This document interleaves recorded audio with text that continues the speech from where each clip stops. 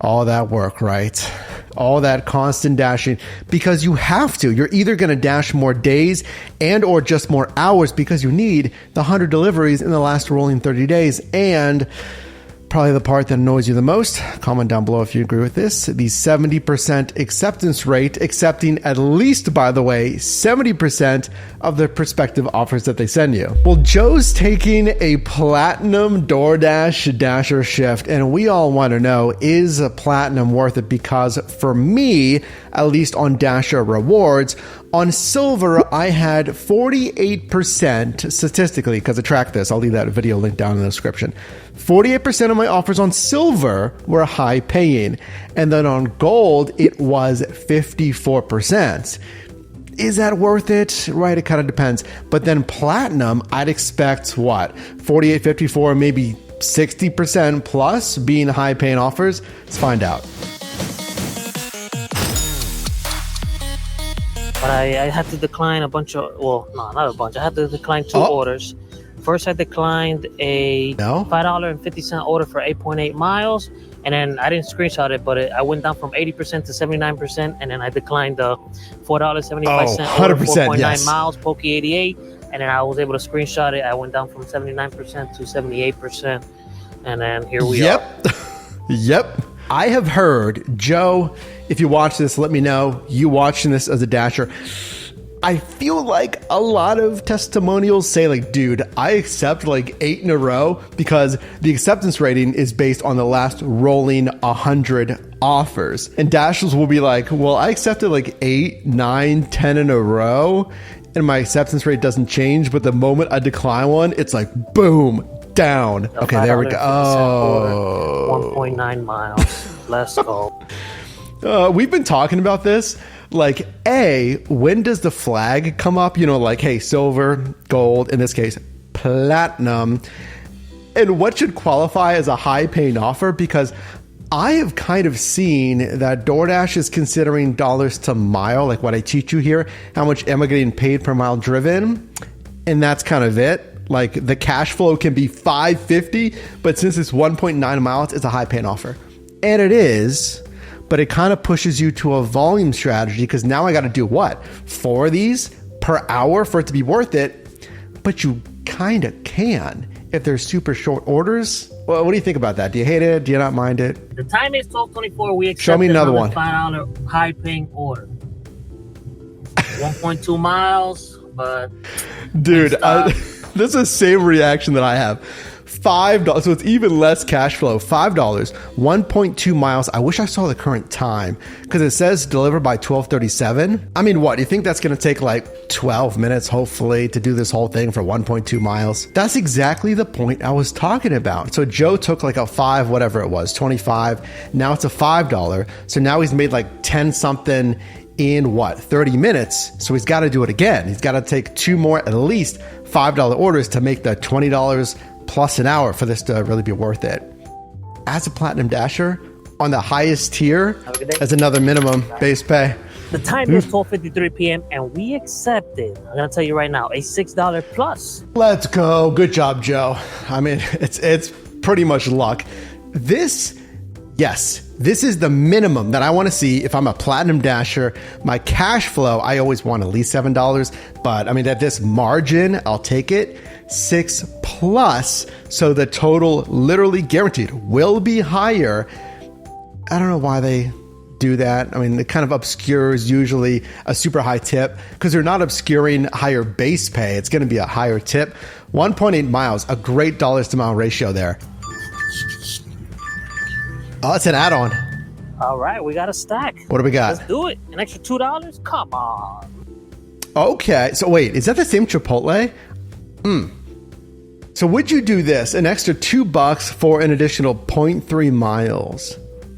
See, the cash flow doesn't sound good, but the dollars to mile, like, yeah, it's only literally additional 0.3 miles.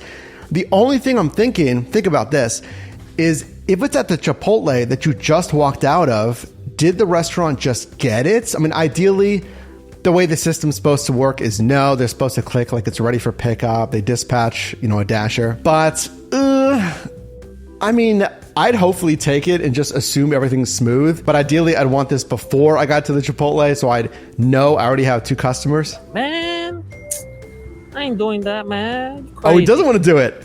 All right, so we're declining that. I don't think you're wrong, Joe. I don't think you're wrong, because you're like walking to the car, you're like, all right, let me make this money, let me deliver, and then you got to turn back around. Hopefully it's ready. Yes, it's only 0.3 miles, but like to risk it, I'd say that's the key. Do you want to risk it for an additional $2? I mean, honestly, it's like a 50-50 risk. If there's going to be a delay at that Chipotle, it's up to you. Joe was thinking this was $6.25, $6.50. I said $7. No, it's $8.63 for a $6.63 customer tip.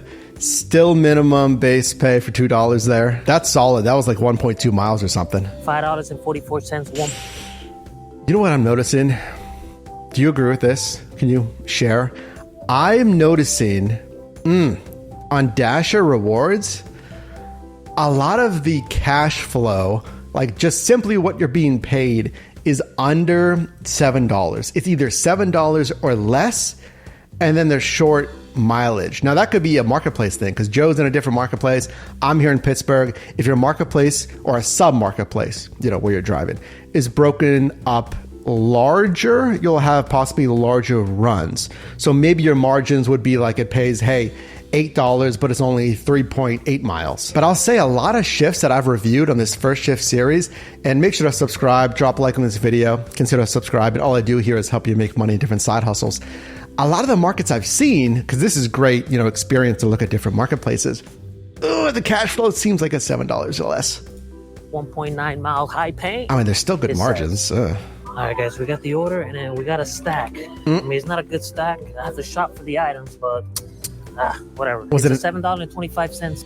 Oh, I take this all day. This is plus 725 for 1.6 miles. Fantastic margin there. Yeah, it's a shop and deliver, but it's only 3 items. Like, if it's 5 items, yeah.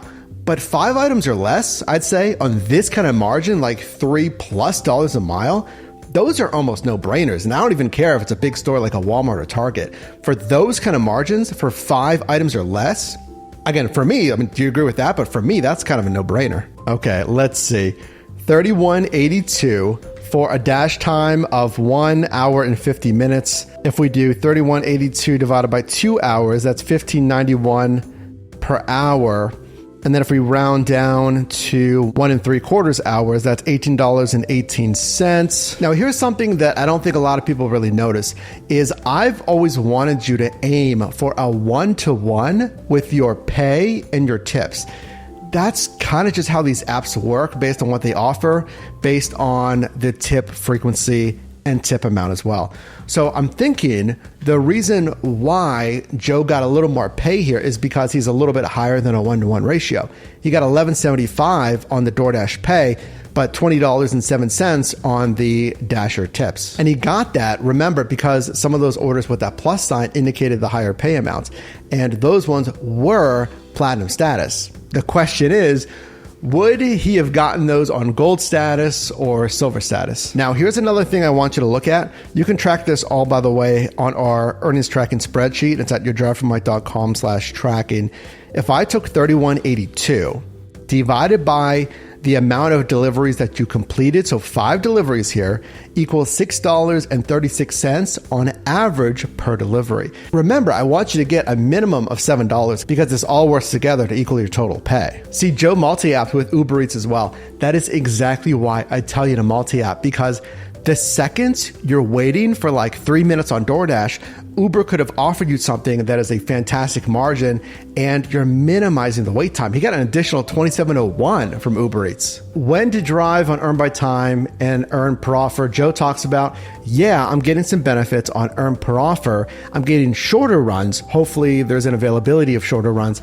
And then Earn by Time, that DoorDash will send perhaps longer runs and especially runs with little to no tip. Yes, I've seen that on Earn by Time, and they even say like tips may be less on Earn by Time. So they'll send those ones to Dashers on Earn by Time, but then you're getting the guaranteed pay per active hour. Really interesting to think about now he's at 80% acceptance rate around there. To maintain that, certainly accepting orders that are not worth it just to maintain that 70%. Would you make more money per hour just cherry picking, multi-apping, just doing DoorDash as a platinum, I guess, Dasher Rewards member? That's something that we're looking at. That is exactly why we're looking at these videos, to compare and contrast different days, hours, and drivers in different marketplaces. So was this worth it? 70 to 80% AR? Would you maintain that? Was this a successful shift on platinum status? Let us know.